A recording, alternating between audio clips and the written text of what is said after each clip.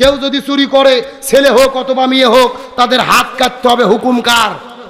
আজকে বাংলাদেশের 2 চোরকে ধরে, এই যশোর জেলার 1 চোরকে ধরে যদি যশোর শহরে চাষারাতে প্রকাশ্য দেবালোকে হাত কাটা হতো, আর সব টেলিভিশনে যদি প্রচার করা হতো 1 চোরের হাত কাটলে বাকি চোরেরা এমনি তওবা করে ফেরেশতা হতে বাধ্য হতো। কথা বল না গা? কিন্তু শোনেন, একটা বিষয় আপনাদের বলি, এই যে অনেকে গুজব ছড়াচ্ছে আগামীতে যদি ইসলাম ক্ষমতায় যায় কারো হাত থাকবে না, সবার হাত কেটে দেবে, এমন ফতুয়াবাজরা আছে না নাই? ভালো করে বোঝেন, আয়াতের ব্যাখ্যা বোঝেন। সবার হাত কিন্তু কাটা হবে না, আয়াতের ফতুয়া বোঝেন। চুরি হলো 2 প্রকার, একটা হলো অভাব আর একটা হলো স্বভাব। কয় প্রকার? অভাবে যারা চুরি করে তাদের হাত কাটা হবে না। এখন বলেন তো, আপনাদের এই যে ঝেকর গাছাতে আলু চোর, বেগুন চোর, মূলো চোর, ধান চোর, এরকম 2-4টা ছুটকে ফাটকে চোর আছে না নাই? এরা কি অভাবে চুরি করে না স্বভাবে? না, স্বভাব নয়, অভাব। বাড়িতে খাবার ভাগুন থেকে পৃথক করে কোরআনের মহাব্বতে জান্নাতের বাগানে আসার এবং বসার মতো তৌফিক দান করলেন। সে আল্লাহর প্রতি আপনারা খুশি না বেজার? কম না বেশি? যদি হয়ে থাকেন খুশি, মুখে নিয়ে হাসি, উঁচু করে কাল্লা চিৎকার করে পড়তিস আলহামদুলিল্লাহ। আরো জোরে বলি আলহামদুলিল্লাহ। রব্বানা লাকাল হামদ হামদান কাসীরান তয়্যিবান মুবারাকান ফীহি। চিৎকার করে বলি আল্লাহু আকবার। আরো জোরে বলি আল্লাহু আকবার। চিৎকার করে বলেন, আমরা কিসের মাহফিলে এসেছি? কত হবে কি থেকে? আল্লাহ তাআলা পবিত্র কোরআনুল কারীমের মধ্যে বলেন, ফাযাক্কির বিল কোরআনি মান ইয়াখাফু ওয়াঈদ। হে রাসূল, আপনি মানুষদেরকে কোরআন দিয়ে ডাকেন, কোরআন দিয়ে আলোচনা করেন, কোরআন দিয়ে ওয়াজ করেন, কোরআন দিয়ে ব্যাখ্যা করেন। যদি তাদের অন্তরে আমি আল্লাহ আমার ভয় থাকে, তাহলে তারা হেদায়েত প্রাপ্ত হবে, সঠিক পথের দিশা পাবে। বলেন সুবহানাল্লাহ। রাসূল হাদিস শরীফের মধ্যে বলেন, মান ক্বালা বিহি সাদাকা। কোরআন দিয়ে যারা কথা বলে তারা সত্য কথা বলে। ওমান আমিলা বিহি উজিরা। কোরআন দিয়ে যারা আমল করবেন আমি আল্লাহ তাআলা তাদের নিজে হাতে পুরস্কার দান করব। ওমান হাকামা বিহি আদিলা। কোরআন দিয়ে যারা বিচার করে একমাত্র তারাই ন্যায় বিচার করে। ওমান দাআ ইলাইহি হাদা ফাকাদ হুদিয়া ইলা সিরাতিম মুস্তাকিম। কোরআন দিয়ে যারা মানুষদেরকে ডাকে এবং এই ডাকে যারা সাড়া দেয়, আল্লাহ তাআলা উভয়কে সিরাতুল মুস্তাকিমের পথে পরিচালিত করে। আর একটু জোরে বলেন। তবে কোরআনের মাহফিলে এসেছি, সর্বপ্রথমে ভূমিকায় আমাদের জানতে হবে এই কোরআনের হক হলো 4টি। চিৎকার করে বলেন কয়টি? 1 নম্বর কোরআন পড়তে হবে, 2 নম্বর কোরআন বুঝতে হবে, 3 নম্বর কোরআন নিজে আমল করতে হবে, আর 4 নম্বর কোরআনের বিধান জমিনে বাস্তবায়ন করতে হবে। গভীর মনোযোগ লক্ষ্য করুন। কোরআনের 4টি হক যদি আপনি আদায় করতে যান, কোরআন পড়লে কোনো বিপদ হবে না, কোরআন আপনি বুঝলে কোনো বিপদ হবে না, কোরআন নিজে মানলে কোনো বিপদ হবে না। কিন্তু যখনই কোরআন বিধান জমিনে কায়েম করতে যাবেন, তখনই আপনাদেরকে বিপদের মধ্যে পড়তে হবে।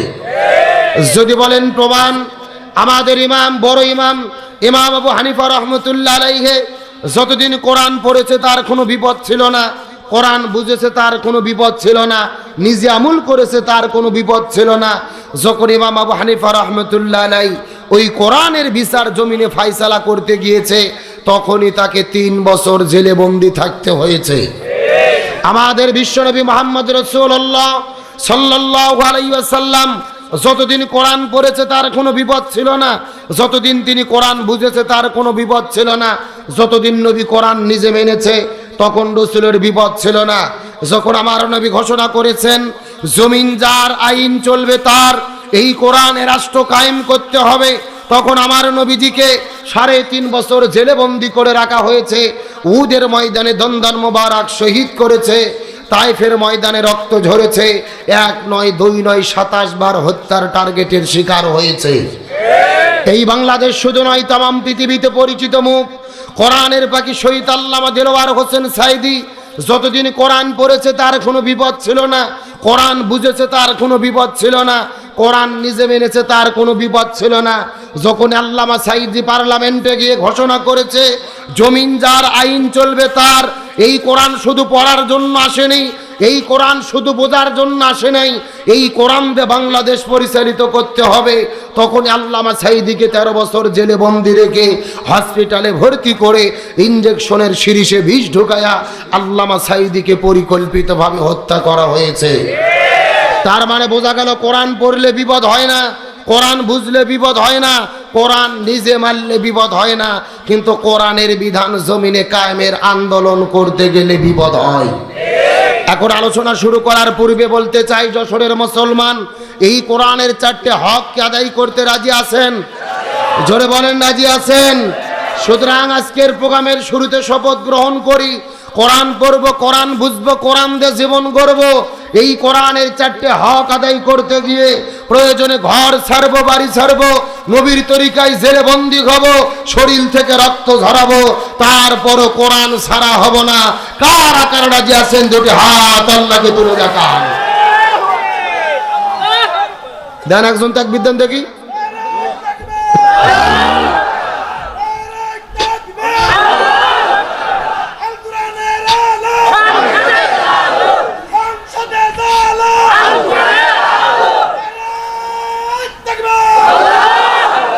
আল্লাহ তাআলা কবুল করুক, বলেন আমিন। তবে এখনো আল্লাহর নামের তাকবীরের সময় জবান অনেকেই খোলেনি। দেখা যাক শেষ পর্যন্ত কি হয়, কি মনে করেন? দরুদ ও সালাম পড়ি সেই বিশ্ব মানবতার মুক্তির দূত মুহাম্মদ রাসূলুল্লাহ সাল্লাল্লাহু আলাইহি ওয়াসাল্লামের প্রতি, যে রাসূলের জীবন এবং সিরাত মানা আল্লাহ তাআলা আমাদের জন্য ফরজ করে দিয়েছেন। সুবহানাল্লাহ বলেন। রাসূলের সিরাত মানা আমাদের জন্য কি? একেবারে ভূমিকা ছাড়াই ডাইরেক্ট আলোচনা। বাংলাদেশের 90% মুসলমান, অধিকাংশ মানুষের ধারণা রাসূলের জীবন মানা হলো সুন্নাত। রাসূলের জীবন মানা কি? অর্ধেক লোক উত্তর দিলেন, অর্ধেক লোক দিলেন না। সম্পূর্ণ কোরআন বিরোধী বক্তব্য যে রাসূলের জীবন মানা সুন্নাত, এটা ভুয়া কথা। রাসূলের জীবন এবং আদর্শ মেনে চলাকে ফরজ করেছেন কে? তাহলে সকলে চিৎকার করে বলবেন, রাসূলের সিরাত মানা কি? রাসূলের আদর্শ মানা কি? এখন ফরজ কি আব্দুল সালাম যুক্তিবাদীর কথাই হবে? সভাপতির কথাই হবে? ফরজ হতে গেলে হুকুম লাগবে কার? আরো জোরে বলেন। আমার প্রিয় বন্ধুগণ, মুসলমান ভাইরা গভীর মনোযোগ লক্ষ্য করুন। কোনো দিকে নজর নাই, কোনো দিকে তাকাতাকি নাই। কোরআন হাদিসের আলোকে চুম্বক কিছু কথা বলার পরে বিদায় নিয়ে চলে যাওয়ার চেষ্টা করুন। আমার আল্লাহ তাআলা কোরআনুল কারীমের মধ্যে কত চমৎকার করে বলেন, কুল ইন কুনতুম তুহিব্বুনাল্লাহা ফাত্তাবিউনি ইউহিব্বুকুমুল্লাহ ওয়া ইয়াগফির লাকুম যুনুবাকুম ওয়াল্লাহু গফুরুর রহিম। আরো জোরে বলেন দেখি আল্লাহু আকবার। সূরা আল ইমরান 3 নম্বর পারার 13 নম্বর পৃষ্ঠার 4 নম্বর লাইন 4 নম্বর উপরে 31 নম্বর আয়াতে কারিমা। তাফসীর ইবনে কাসির, তাফসীরে কাবির, তাফসীরে কুরতুবী, তাফসীরে মনির, তাফসীরে মারিফুল কোরআন, তাফসীরে খাজেন, তাফসীরে তাবারি, তাফসীরে ফি জিলালিল কোরআন, তাফসীরে তাফহিমুল কোরআন, এই আয়াতের উপর ভিত্তি করে 1 নয় 2 নয় অন্তত 10টা তাফসীর গ্রন্থ আমি দেখেছি। এই আয়াতের মধ্যে আল্লাহ তাআলা এত পরিমাণ কথা বলেছেন। এই আয়াতের উপর ভিত্তি করে বর্তমান প্রেক্ষাপটকে মিল করে যদি আলোচনা শুরু করা হয়, আলোচনা চলতে চলতে দিনের পর দিন চলে যাবে, মাসের পরে মাস চলে যাবে, তারপরও আলোচনা শেষ হবে না। জোরে বলা যাবে কি মারহাবা। এই যশোরের মুসলমান গভীর মনোযোগ লক্ষ্য করুন। এই আয়াতের মধ্যে আল্লাহ সর্বপ্রথম ডাক দিয়ে বললেন, কুল, হে রাসূল আপনি বলে দেন, तमाम পৃথিবীর মানুষদেরকে জানায়া দেন, ইন কুনতুম তুহিব্বুনাল্লাহ, মানুষেরা যদি আমি আল্লাহ আমার ভালোবাসা পেতে চাই, আমি আল্লাহ আমার সান্নিধ্য লাভ করতে চাই, এখন আমি আপনাদের জিজ্ঞাসা করি, বলেন তো আমরা আল্লাহর ভালোবাসা চাই কি চাই না? আল্লাহর সন্তুষ্ট চাই কি চাই না? কারা কারা আল্লাহর ভালোবাসা চাই? দুটি হাত তুলে দেখান। লিল্লাহি তাকবীর। এ যশোর ঝেকরগাছার মুসলমান গভীর মনোযোগ। আল্লাহ তাআলা ডাক দিয়ে বলেন, ইয়া রাসূলুল্লাহ, তামাম পৃথিবীর মানুষদেরকে জানায়া দেন, মানুষেরা যদি আমি আল্লাহ আমার ভালোবাসা পেতে চাই, সান্নিধ্য লাভ করতে চাই, তামাম পৃথিবীর মানুষদেরকে জানাই দেন, আমি আল্লাহ যদি আমার ভালোবাসা পেতে চাই, আপনার বান্দাদেরকে কাজ করতে হবে একটি। চিৎকার করে বলেন কয়টি? আপনার উম্মতদেরকে আমল করতে হবে একটি, আর সেই কাজ হলো ফাত্তাবিউনি, আপনার উম্মতেরা যেন আপনি নবী আপনাকে অনুসরণ করে। সুবহানাল্লাহ বলেন। আপনাকে কি করে? এ ভালো করে বোঝেন, আলোচনার মেইন টপিক। এই বাংলাদেশের বহু হুজুরের মুখে এই আয়াতের আলোচনা আপনারা শুনেছেন। যশোর জেলার অনেক হুজুর ওয়াজ করেছে যে তাহলে তারা যেন আপনি নবী আপনাকে ভালোবাসে, এরকম আলোচনা শুনেছেন না? ভালো করে বোঝেন, আমরা অবশ্যই নবীকে ভালোবাসবো। নবীকে ভালোবাসা হলো ঈমানের অংশ। তার কারণ রাসূল বলেন, লা ইউমিনু আহাদুকুম হাত্তা আকুনা হাব্বা ইলাইহি মিন ওয়ালিদিহি ওয়া ওয়ালাদিহি ওয়ান নাসি আজমাইন।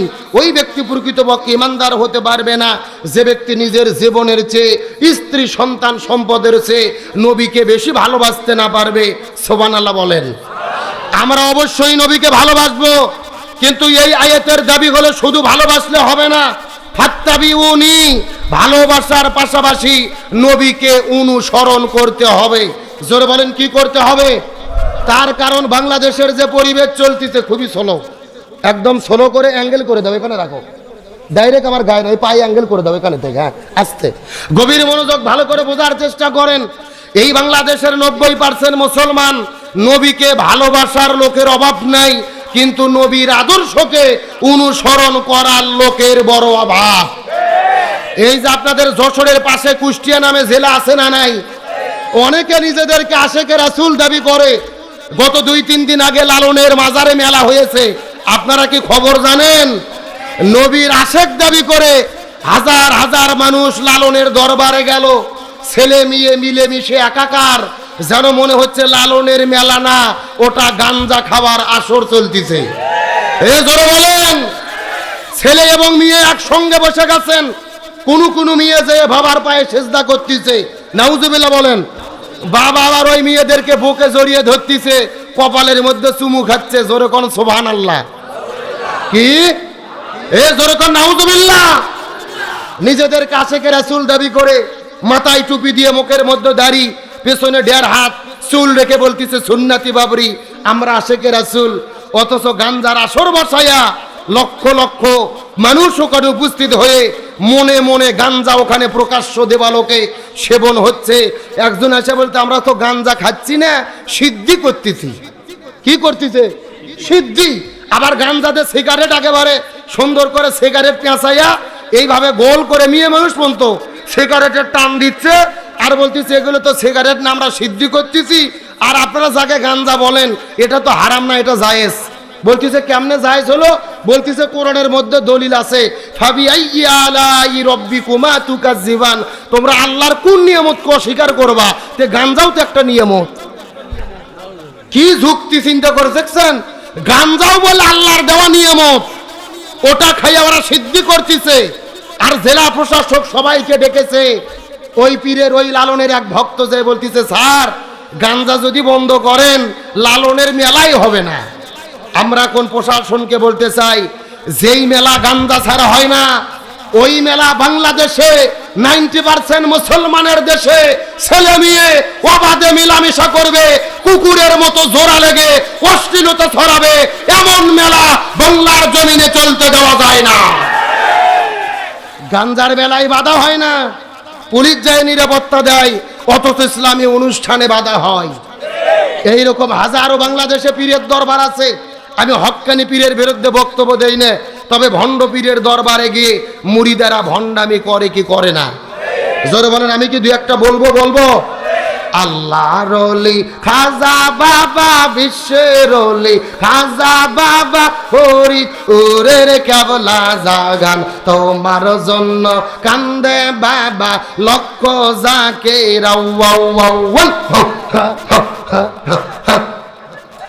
এ কথা বলেন, কথা বলেন।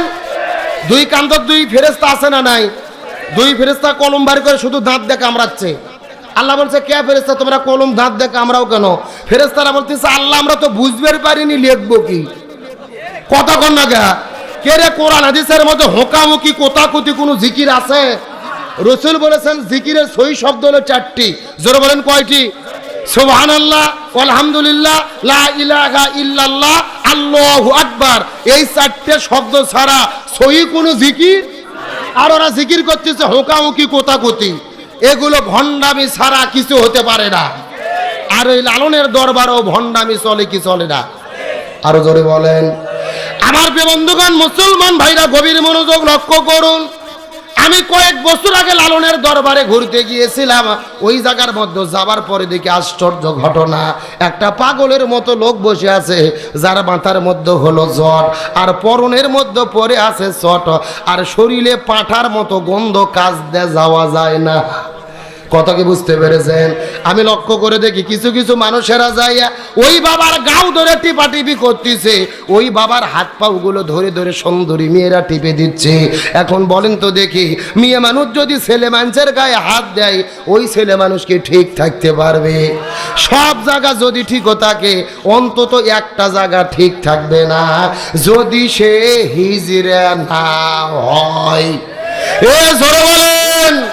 আমি ডাকতে বললাম এ পাগল মহিলা তোমাদের কি হলো? এই পাগলের গাও ধরে কেন টিপাটিপি করতেছো? আমাকে ডাকতে বলে হুজুর এটা পাগল নয়, এইটা হলো আল্লাহর ওলি। কিসের ওলি? এই কথিত আল্লাহর ওলিকে পরীক্ষা করে দেখার দরকার আছে না নাই? আমি কিছুক্ষণ করে লক্ষ্য করে দেখলাম এই কথিত আল্লাহর ওলি পেশাব করার জন্য চলে গেল, আমিও তার পেছনে পেছনে গেলাম।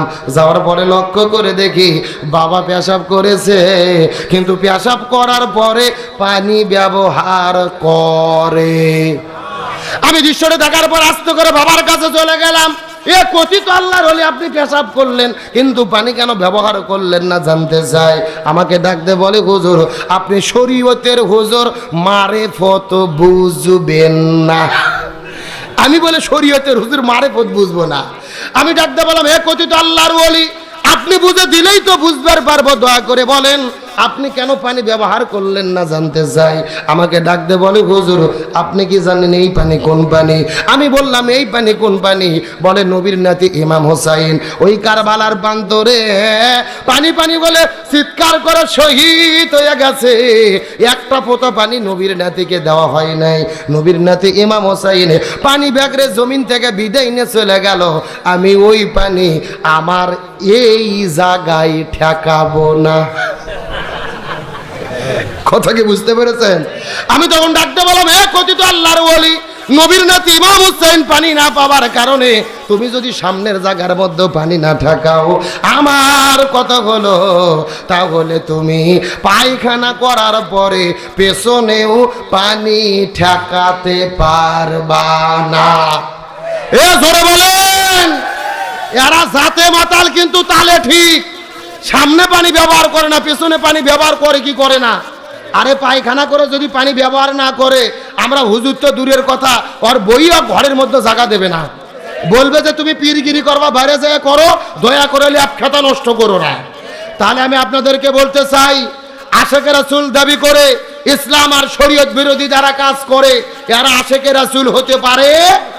এই বাংলাদেশে রবিউল আউয়াল মাস যখন চলে আসে, আমরা দেখি রবিউল আউয়াল মাসের 12 তারিখে কিছু মানুষেরা মাথার মধ্যে সবুজ কাপড় বেঁধে নবীর জন্মদিন পালন করে, মিছিল করে, র্যালি করে, অথচ ওই নবীর বিরুদ্ধে নাস্তিক মোরতাদ বেঈমানেরা যখন কথা বলে এদেরকে আর খুঁজে পাওয়া যায় না।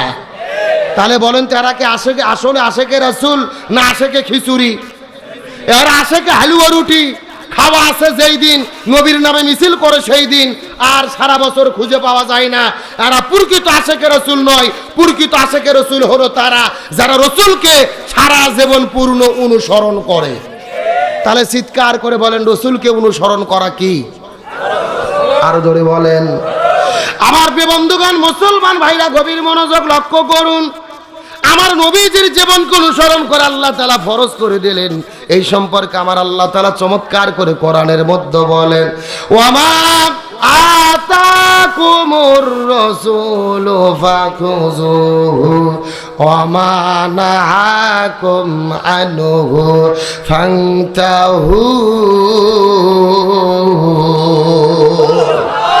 সূরা হাসর 28 নম্বর পারার 7 নম্বর পৃষ্ঠার 9 নম্বর লাইন 7 নম্বর আয়াতে কারিমা তাফসীর ইবনে কাসিরের মধ্য থেকে বলতেছি, আল্লাহ তাআলা ডাক দিয়ে বলেন, এ পৃথিবীর মানুষেরা, তোমরা যদি এই দুনিয়ার মধ্যে শান্তি পেতে চাও আর আখিরাতের মধ্যে মুক্তি পেতে চাও, ওয়া মা আতাকুমুর রাসূলু ফাকুযু, নবী যেটা করেছেন সেটা তোমাদের করতে হবে, ওয়া মা নাহাকুম আনহু ফান্তাহু, নবী যেটা করে নাই, যেটা করতে নিষেধ করেছেন সেটা থেকে তোমাদের দূরে থাকতে হবে। তার মানে বোঝা গেল আমার নবী পুরো জীবনের ভেতরে যা যা করেছে আমাদেরকেও তাই তাই করতে হবে, আর নবী যেটা করে নাই আমাদের সেটা করা যাবে না। চিৎকার করে বলেন তো দেখি, হুকুম কার? আরো জোরে। এ যশোরে মুসলমান গভীর মনোযোগ। এই ছেলে, ক্যামেরার পিছে কিসের গল্প? আপনার ক্যামেরা লাগাইছেন, বসেন দেখি। আমার প্রিয় বন্ধুগণ, মুসলমান ভাইরা গভীর মনোযোগ লক্ষ্য করেন, নবী পুরো জীবনের মধ্যে কি কি করেছে আর আমাদের জন্য কি কি করা দরকার, এই বিষয়টা বোঝানোর পর আপনাদের মধ্য থেকে বিদায় নিয়ে চলে যাওয়ার চেষ্টা করব। কথাগুলো সুন্দর করে বোঝার চেষ্টা করবেন। আমার নবী মক্কার মধ্য থেকে ওই মদিনায় হিজরত করে চলে গেলেন।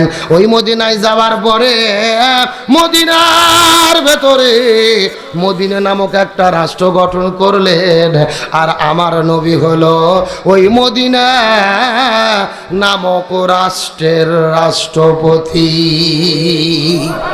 আমার নবী ছিল রাষ্ট্রপতি। জোরে বলেন, আমার নবী কি ছিল? কে রে নবী রাষ্ট্রপতি ছিল বলতে ভয় লাগে, লজ্জা লাগে? যারা চাপা খুলবে না মনে করবেন এদের মধ্যে ভেজাল আছে। এই আমার নবী ছিল রাষ্ট্রপতি। জোরে বলেন, আমার নবী কি ছিল? আরো জোরে। এখন আমি আপনাদেরকে জিজ্ঞাসা করি, বলেন তো, আমার নবী যদি রাষ্ট্রপতি থেকে থাকে, আমাদেরকে হুজুরদেরকেও রাষ্ট্রপতি হওয়ার দরকার আছে না নাই? এই ওয়াজ করলেই বিপদ।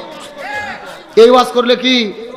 আমরা যদি বলি খাবার পরে মিষ্টি খাওয়া সুন্নাত, সবাই বলে সুবহানাল্লাহ সুবহানাল্লাহ, তার মানে তারা আরো খাবার চায়। কিন্তু আমরা যখনই বলি জেলের মধ্যে যাওয়া সুন্নাত, আমার নবী 3.5 বছর ধরে শিবে আবু তালিব নামক জেলের মধ্যে বন্দী ছিল। ওই নবীর তরিকায় জেলের মধ্যে যাওয়া সুন্নাত। আমার নবীজি উহুদের ময়দানে দান্দার মোবারক শহীদ করেছে। ওই নবীর তরিকায় প্রয়োজনে দাঁত ভাঙা সুন্নাত। আমার নবী তায়েফের ময়দানে রক্ত ঝরিয়েছে। নবীর তরিকায় প্রয়োজনে রক্ত ঝরানো সুন্নাত। আমার নবী মদিনা নামক রাষ্ট্রের রাষ্ট্রপতি ছিল। ওই নবীর তরিকায় রাষ্ট্র পরিচালনা করা সুন্নাত। তখনই কিছু লোক লাভ দিয়ে উঠে বলে, আব্দুল সালাম যুক্তিবাদী, হুজুর মনে হয় রাজনীতি করে। এ কথা বলেন, কথা বলেন। ওদের কাছে নামাজ রোজা হজ যাকাত রাজনীতি মনে হয় না, জিকির তাসবিহ রাজনীতি মনে হয় না। নবীর তরিকায় জেলে যাওয়া, রক্ত ঝরানো, নবীর তরিকায় রাষ্ট্র পরিচালনা করা রাজনীতি মনে হয়। এরা কপাল পোড়া, আমার নবীজির সিরাত এবং আদর্শকে তারা বুঝতে পারে নাই। কত সোজা নয়। আমার নবী ছিল মসজিদুন নববীর ইমাম, আবার মদিনা নামক রাষ্ট্রের রাষ্ট্রপতি।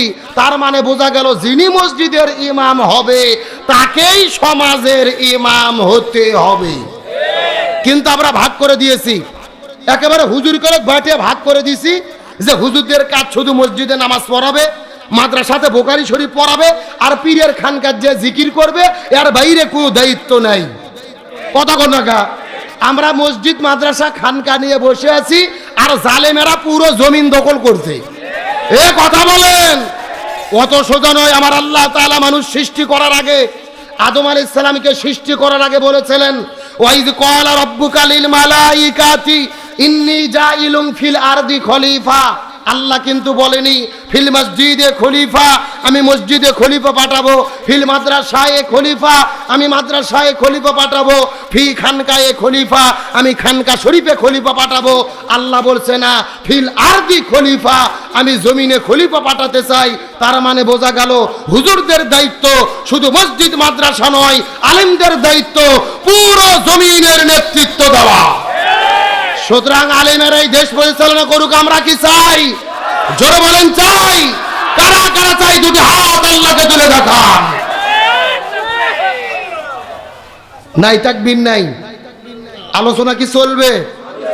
এই যে আলেমদের কথা শুনে উঠে গেল দুইজন, কারা? বসে গেছে আলহামদুলিল্লাহ বলেন না। পেশাব করে যদি জাগার মাল জাগাত ফেরত না আসে তাহলে মনে করবেন ভেজাল আছে। আলোচনা কি চলবে? শেষ পর্যন্ত থাকবেন তো ইনশাল্লাহ? আচ্ছা দেখি থাকবেন না কারা কারা, একটু হাত তোলেন। হ্যাঁ, এই যে একজন বোঝে নাই। আচ্ছা সত্য সত্য কারা কারা থাকবেন? হাত উঠান তো দেখি। লিল্লাহে তাকবীর। এ হয় না, হাত টান টান করে উঠান। মুরব্বি মুরব্বি মুরব্বি হাত উঠান। হ্যাঁ সব একসঙ্গে একটু গলা কাকাত দেন। লিল্লাহে তাকবীর। আল কোরআনের আলো, আল হাদিসের আলো, দুনিয়ার মুসলিম, ইসলামের শত্রুরা, কোরআন আছে যেখানে, হাদিস আছে যেখানে, লিল্লাহে তাকবীর। আপনারা সবাই কিন্তু হাত তুলে ওয়াদা করলেন শেষ পর্যন্ত থাকবেন। এখন না থাকে যদি উঠে চলে যান, ওয়াদা ভঙ্গ করা কিসের লক্ষণ? মুনাফিকের লক্ষণ। আপনাকে মুনাফিক হতে চান? মুনাফিক হতে চান কি চান না এটা মুনাজাতের আগে বোঝা যাবে। আল্লাহ তাআলা শেষ পর্যন্ত থাকার তৌফিক দান করুক, বলেন আমিন। আরো জোরে বলেন আমিন। তাহলে আমরা বাংলাদেশের আলেম ওলামাদের সঙ্গে আছি না নাই? কিন্তু অত্যন্ত দুঃখ ভারাক্রান্ত হৃদয় আপনাদের বলতে হচ্ছে, এই যে পার্শ্ববর্তী কুষ্টিয়া জেলার একটা পরিচিত সুনামধন্য বক্তা আমাদের প্রিয় ভাই হাফেজ মাওলানা শেখ সাইদুল ইসলাম আসাদ ভাই, যিনি গতকালকে মাহফিলে গিয়েছিলেন জয়পুর হাটে। ওই জয়পুর হাট থেকে তিনি বাড়িতে ফেরার পথে ফজরের আগে তিনি কুষ্টিয়া পোড়াদহ স্টেশনে এসেছেন। তারপর থেকে আর তাকে ফোনে খুঁজে পাওয়া যাচ্ছে না, তাকেও খুঁজে পাওয়া যাচ্ছে না। সে গুম হয়ে গেছে। পরিবার বারবার চেষ্টা করেও তাকে খুঁজে বের করতে পারে নাই। আজকে সংবাদ সম্মেলন করেছে তার পরিবার তার খোঁজের জন্য। প্রশাসনকে বলতে চাই, 24-এর অভ্যুত্থানের পরে স্বাধীন বাংলাদেশে কোরআনের কোন বক্তা, একজন মুফাসসির, একজন আলেম আবারও নতুন করে বাংলাদেশে গুম হয়ে যাবে, এটা মেনে নেওয়া যায় না। 24 ঘন্টার ভেতরে তাকে খুঁজে বের করতে হবে। তার কারণ কোন বক্তা, কোন আলেম কোরআনের হক কথা বলার কারণে, সত্য কথা বলার কারণে গুম হয়ে যাক, এটাকে আমরা চাই? আমরা গত 16 বছর স্বৈরাচার হাসিনের আমলে দেখেছি আলেমদের গুম করত, আয়না ঘরে বন্দি করত, বিভিন্ন জায়গায় হত্যা করে বিদায় করে দেওয়া হতো। আবার নতুন দেশে আমাদের প্রিয় ভাই সাইদুল ইসলাম আসাদ গুম হবে, তার পরিবার কান্না করবে, এটা সহ্য করা যায় না। প্রশাসনকে বলি, আপনারা যদি চেষ্টা করেন 12 ঘন্টায় তাকে বের করা সম্ভব। কে বা কারা তাকে গুম করলো, কোথায় তাকে নিয়ে যাওয়া হলো, কোথায় আটকে রাখা হলো, কাদের মাধ্যমে হলো, এটা জাতির সামনে প্রকাশ করতে হবে। তার কারণ আল উলামা ওয়ারাসাতুল আম্বিয়া, আলেমগুণ হলো নবী গুণের ওয়ারিস। আর নবী রাসূল পৃথিবীতে আসবে না, এখন আলেমেরাই দুনিয়ার মধ্যে থাকবে। ওই আলেমদের গুম করবে, নির্যাতন করবে। আলেমদের নির্যাতন করা মানে সরাসরি রাসূলকে নির্যাতন করা। আর আল্লাহর কোরআন বলেন উতুল্লিম বাদা যালিকা জানিম, আলেমদের সঙ্গে যারা বেয়াদবি করে এরা কখনো বৈধ সন্তান হতে পারে না, এরা পিতৃ পরিচয়হীন অবৈধ জারদ সন্তান। সুতরাং ডক্টর মোহাম্মদ ইউনূস সরকার প্রশাসনকে বলি, 12 ঘন্টার ভেতরে তার সন্ধান তার পরিবারের মধ্যে দিয়ে দেন। যদি না দেন আপনারা ব্যর্থ বলে গণ্য হবেন। তাহলে বলতে চাচ্ছিলাম, রসুলের সিরাতের শিক্ষা, যিনি মসজিদের ইমাম হবে তাকেই সমাজের ইমাম হতে। আমার বন্ধুগণ, মুসলমান ভাইরা গভীর মনোযোগ লক্ষ্য করুন। কোনো দিকে নজর নাই, কোনো দিকে তাকাতাকি নাই। সুন্দর করে চুম্বক কিছু কথাগুলো ভালো করে বোঝার চেষ্টা করবেন। আমার নবী যেই জমিনের ভেতরে শান্তি প্রতিষ্ঠা করার জন্য 17 বছর বয়সের ভেতরে এই জমিনের মধ্যে একটা দল গঠন করেছিল, যেই দলের নাম হলো হিলফুল ফুজুল। কি নাম বললাম? এ মুসলমান ভাইরা গভীর মনোযোগ লক্ষ্য করুন। নবীজি 17 বছর বয়সের ভেতরে এই জমিনের ভেতরে হিলফুল ফুজুল নামক দল গঠন করার পরে 17 বছর থেকে শুরু করে 40 বছর পর্যন্ত নবীজি চেষ্টা করলো এই জমিনের মধ্যে শান্তি কায়েম করার জন্য। কিন্তু দুর্ভাগ্যজনক ব্যাপার হলো 23 বছর ধরে চেষ্টা করার পরে এই জমিনের ভেতরে শান্তি কায়েম করতে পারলো। এ যশোরে মুসলমান বোঝার চেষ্টা করবেন, নবীজি 23 বছর ধরে চেষ্টা করেছে, কিন্তু জমিনের ভেতরে শান্তি কায়েম করতে পারলো না। কিন্তু নবীজির বয়স যখন 40 বছর হয়ে গেল, আল্লাহ নবীজির উপরে কোরআন নাজিল করলেন। নবীজি যখন কোরআনের দাওয়াত দেওয়া শুরু করে দিল, এই কোরআন জমিনে বাস্তবায়ন হয়ে গেল, এই জমিনে শান্তি প্রতিষ্ঠা হয়ে গেল। নবীর জীবনটাকে 2 ভাগে ভাগ করার চেষ্টা করেন। নবুয়ত পাওয়ার আগের হলো 23 বছর, আর পরের হলো 23 বছর। 17 থেকে শুরু করে 40 পর্যন্ত নবুয়ত পাওয়ার আগে 23 বছর, আবার 40 থেকে শুরু করে 63 পর্যন্ত নবুয়ত পাওয়ার পরের হলো 23 বছর। আগে 23 বছর নবী চেষ্টা করেছে, কিন্তু জমিনের ভেতরে শান্তি কায়েম করতে পারলো না। পরের 23 বছরে নবীজি কেন শান্তি কায়েম করতে পারলো? এর পেছনে কারণ হলো আগের 23 বছরের ভেতরে নবীজির কাছে দল ছিল, কিন্তু নবীজির দলের সংবিধান আল্লাহর কোরআন ছিল না। এ কথা কি বোঝা যায়? ভালো করে বোঝেন। আপনার আমার মতো 2 টাকার ছুটকে ফটকে হুজুর না, এলাকার তেল তেলা গোয়েন্দার নেতা নয়, স্বয়ং বিশ্বনবী 23 বছর ধরে তার দলের দ্বারা শান্তি কায়েমের চেষ্টা করেছে, কিন্তু নবীজি শান্তি কায়েম করতে পারে নাই। নবীজির বয়স যখন 40 বছর হলো, নবীজির উপরে কোরআন নাজিল হলো, নবী কোরআন জমিনে কায়েম করলেন, তারপরে শান্তি প্রতিষ্ঠা হলো। এখান থেকে রাসূলের সিরাতের শিক্ষা হলো, এই বাংলাদেশে যতগুলো রাজনৈতিক দল এই জমিনে শান্তি কায়েমের জন্য ঘোষণা দিচ্ছে, ওই দলের দ্বারা এই জমিনে শান্তি কায়েম সম্ভব হবে না, যেই দল এই জমিনের ভেতরে আল্লাহর কোরআনের সংবিধান দিয়ে পরিচালিত হয় না। কথা কি ক্লিয়ার না ভেজাল আছে? কেন ভাই, যেই দল নিজেরাই কোরআন দিয়ে চলে না, ওদের নিজেদের মধ্যে তো মারামারি করে দলাদলি করে 1 বছরে 110 জন কুপকার। কথা বলেন না কেন? তার মানে বোঝা গেল শান্তির জন্য কি লাগবে। অথচ আমাদের মনে দুঃখ এবং কষ্ট, স্বৈরাচার হাসিনা পালিয়ে গেছে, জুলুম বন্ধ হয়নি। এই যে 2 দিন আগে নোয়াখালীতে আমাদের ছাত্র ভাইয়েরা একটা মসজিদের ভেতরে কোরআনের দার্সের প্রোগ্রাম করেছে, দারসুল কোরআন প্রোগ্রাম চলতেছিল, ওই মসজিদের ভেতরে সন্ত্রাসীরা গিয়ে তাদেরকে হামলা করেছে। ভালো করে বোঝেন, দারসুল কোরআন কাকে বলে? তাফসীরও যা, দারসুল কোরআনও তা। এক জায়গায় যখন কোরআনের দার্স হয়, যে আয়াত সম্পর্কে দার্স হবে, এই আয়াতের শানে নজুল কি, নামকরণ কেন করা হলো, নাজিলের প্রেক্ষাপট কি, ব্যাখ্যা কি, শিক্ষা কি, তার মানে যেই আলোচনায় কোরআনের মূল সার নির্যাস প্রকাশ করা হয়, সেই দারসুল কোরআনের প্রোগ্রামে হামলা করে যারা রক্তাক্ত করলো, এরা জালেম ছাড়া কিছু হতে পারে না।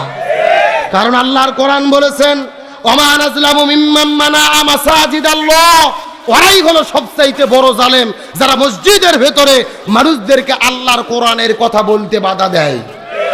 এখন আবার অনেকেই ফতোয়া দিচ্ছে যে মসজিদে রাজনীতি চলবে না, মসজিদে কোরআনের কথা চলবে না। হ্যাঁ, তাদের কথা ঠিক, মসজিদে রাজনীতি চলবে না, তবে কোন রাজনীতি? যারা বাপ দাদার রাজনীতি করে। কিন্তু যারা নবীর রাজনীতি করে, আমার নবী মসজিদুল নববীর ভেতর থেকে এই কোরআন দিয়ে মদিনা নামক রাষ্ট্র পরিচালনা করেছে। তার মানে মদিনার সংসদ ছিল ওই মসজিদুল নববী, মসজিদ থেকে রাষ্ট্র পরিচালনা হয়েছে।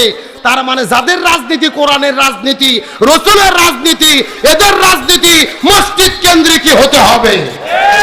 আর যারা বাবার রাজনীতি করে, দাদার রাজনীতি করে, ধর্মনিরপেক্ষতাবাদ, জাতীয়তাবাদ, সোশ্যালিজম, ক্যাপিটালিজম, মানব রচিত আইন দিয়ে রাজনীতি করে, তাদের রাজনীতি মসজিদে চলবে না। ফতুয়াটা ভালো করে বুঝবেন। আমার নবী মদিনা নামক রাষ্ট্র মসজিদ থেকে চালাইছে না? সাহাবীদেরকে কোরআনের আলোচনা করেছে না? তে ওরা দারসুল কোরআন প্রোগ্রাম করতেছে, আপনারা হামলা করলেন কেন? প্রয়োজনে আপনারাও আর এক মসজিদে দারসুল কোরআন প্রোগ্রাম করেন, আমরাও যাব। কোরআনের সাথে তো কোনো শত্রুতা নাই। কোরআনকে কেউ বাপদাদার সম্পত্তি? কোরআন সকলের, সমস্ত মুসলমানের, সমস্ত হিন্দুর, সমস্ত বন্ধুর, মানে বৌদ্ধর। কোরআন হলো সবার জন্য। সুবহানাল্লাহ বলেন। এই জন্য বলতে চাই, দয়া করে হিংসা করতে গিয়ে কোরআনের প্রোগ্রামে হামলা করে মসজিদকে রক্তাক্ত করবেন না, আল্লাহর কাছে ক্ষমা পাওয়া যাবে না। এই জন্য আল্লাহর কোরআন বলেছেন, ওয়াতাসিমু বিহাবলিল্লাহি জামিয়াও ওয়ালা তাফাররাকু, তোমরা যদি মুসলমান হও, জমিনে দিন কায়েমের আন্দোলন করো, আল্লাহর কোরআনকে আঁকড়ে ধরো, কখনো তোমরা বিচ্ছিন্ন হইও না। আল্লাহর কোরআন বলেছেন, ওয়ালতাকুম মিনকুম উম্মাতুন ইয়াদউনা ইলাল খায়র ইয়ামুরুনা বিল মারুফ ওয়া ইয়ানহাউনা আনিল মুনকার, তোমাদের মধ্যে অবশ্যই একটা দল থাকবে যারা ভালো কাজের আদেশ করবে, অন্যায় কাজে বাধা দেবে।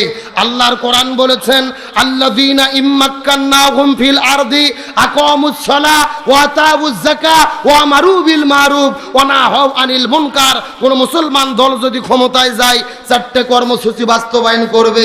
1 নম্বর নামাজ বাধ্যতামূলক করবে, 2 নম্বর যাকাত ভিত্তিক অর্থনীতি কায়েম করবে, 3 নম্বর ভালো কাজ চালু করবে, 4 নম্বর মন্দ কাজ বন্ধ করবে। সুতরাং ক্ষমতায় যাওয়ার পরে এই কোরআনের 4 কর্মসূচি যারা বাস্তবায়ন করবে, ইমানদার মুসলমান হিসেবে তাদের পক্ষেই আমাদের থাকতে হবে। তার কারণ চিৎকার করে বলে, শান্তির জন্য লাগবে কি? এই জন্য আমার আল্লাহ তাআলা কোরআনুল কারীমের মধ্যে কত চমৎকার করে বর্ণনা করে বলেন, আল্লাহ রাব্বুল আলামিনের ঘোষণা, ওয়া মান আরাদা আন যিকরি ফা ইন্না লাহু মাঈশাতান দানকা ওয়া নাহশুরুহু ইয়াওমাল কিয়ামাতি আমা। সূরা তাহা 16 নম্বর পারার 19 নম্বর পৃষ্ঠার 13 নম্বর লাইন 124 নম্বর আয়াতে কারিমা তাফসীর ইবনে কাসিরের মধ্য থেকে বলতেছি, আল্লাহ রাব্বুল আলামিন বলে, পৃথিবীর মানুষেরা ভালো করে বোঝার চেষ্টা করো, এই কোরআন বাদ দিয়ে যারা জীবন পরিচালনা করবে, এদের জীবনের ভেতরে আমি আল্লাহ কোনো শান্তি রাখবো না। মাঈশাতাং দঙ্কা, তাদের জীবনটা অশান্তিতে ভরে দেব। আর এই জীবনের ভেতরে কোরআন বাদ দিয়ে যারা জীবন চালাবে, ওই আখিরাতের ময়দানে আমি তাদের 2 চোখকে কানা করে, অন্ধ করে হাসরের ময়দানে উত্তোলন করা হবে। জোরে বলেন নাউজুবিল্লাহ। কোরআন যারা মেনে চলবে না, তাদের 2 চোখে অন্ধ করে হাসরে কে উঠাবে? আর তাদের জীবনে অশান্তি দেবে কে? তাহলে জোরে বলেন, শান্তির জন্য কি লাগবে? এই জন্য আল্লাহর কোরআন বলেন, ফামান তাবিয়া হুদায়া ফালা খাউফুন আলাইহিম ওয়ালা হুম ইয়াহজানুন। লক্ষ্য করেন, এই যেখানে আপনারা লিখে দিয়েছেন আব্দুল সালাম যুক্তিবাদী, আমি যুক্তি দিয়ে কিছু কথা আপনাদেরকে বুঝাই। মনে করেন যে বাংলাদেশের ঢাকা শহরে বিশাল বড় একটা পানির ট্যাঙ্কি আছে। জোরে বলেন, কিসের ট্যাঙ্কি? ওই ট্যাঙ্কির মধ্য থেকে পাইপ দিয়ে দিয়ে বাংলাদেশের 64টা জেলায় পানি সাপ্লাই দেওয়া হয়। কিন্তু ঢাকাতে যে পানির ট্যাঙ্কি আছে, ওই ট্যাঙ্কির ভেতরে একটা মরা বিড়াল মরিয়ে পচে গন্ধ উঠে আছে। আমার কথা বোঝা যায়? একটা পাইপ আস্তে আস্তে আস্তে আস্তে আপনাদের যশোর ঝিকর গাছাতেও এসেছে। এখন বলেন তো, পাইপ দিয়ে যে এই পানি বের হচ্ছে, ওই পানি ভালো না গন্ধ? আরো জোরে বলেন। এখন গন্ধওয়ালা পানি বের হওয়ার পরে যশোর জেলাতে যত বড় বড় হুজুর আছে, ইমাম, মজ্জিন, খতিব, মুফতি, মুহাদ্দিস, ফকি, সব আলেমদেরকে ডেকে বলা হয়েছে, এই হুজুরের গোষ্ঠীরা এই যে গন্ধওয়ালা পানি বের হচ্ছে, তোমরা ফু দিয়ে দিয়ে পরিষ্কার করো। হবে? এই কথা বলেন, হবে? আচ্ছা, যশোর জেলার হুজুর তো দূরের কথা, কাবা শরীফের ইমামও যদি এসে ফু দেয়, পানি পরিষ্কার হবে? আচ্ছা বলেন তো, পানি পরিষ্কার করতে গেলে কি পরিষ্কার করা লাগবে? ওই ঢাকা শহরের ট্যাঙ্কি পরিষ্কার করা লাগবে। এটা কি বুঝতে পেরেছেন? এবার আসল ওয়াজ শোনেন, আসল ওয়াজ। এই বাংলাদেশের শান্তি প্রতিষ্ঠার একটা ট্যাঙ্কি আছে, যার নাম হলো সংসদ ভবন। আরো ধরে বলেন। আর ওই সংসদের ভেতর থেকে বাবার আইন, দাদার আইন, চাচার আইন, খালুর আইন, ফুপার আইন, কাল মার্সের আইন, লেনিনের আইন, পুতিনের আইন, সক্রেটিসের আইন, প্লেটোর আইন, ধর্মনিরপেক্ষতাবাদ, জাতীয়তাবাদ, সোশ্যালিজম, ক্যাপিটালিজম, মানব রচিত তন্ত্র মন্ত্রকে জুতো এবং ঝাঁটাপিটা করে যতদিন বিদায় করে কোরআন পার্লামেন্টে ঢুকাইয়া কোরআন দিয়ে বাংলাদেশ পরিচালিত না হবে ততদিন পর্যন্ত এই জমিনের ভেতরে শান্তি আসতে পারে না, পারে না, পারে না।